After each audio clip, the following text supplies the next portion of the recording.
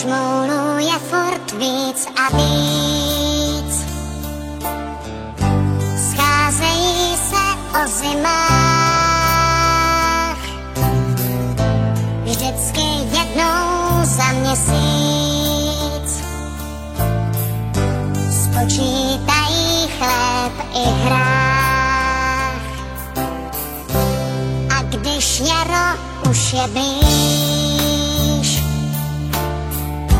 chystají se začít sít,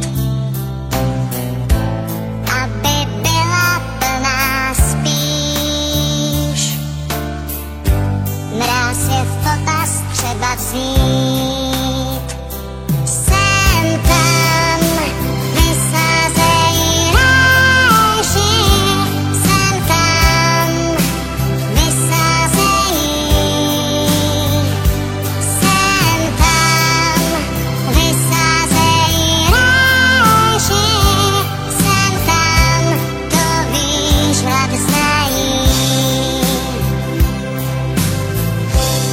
Oni vstávaj, lidé spí,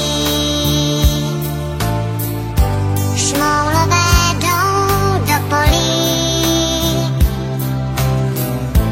začít musí rychle sít, jak počasí dovolí. Hospodaří šmoulí kmen, aby v zimě, když je sníh, nemuseli chodit ven.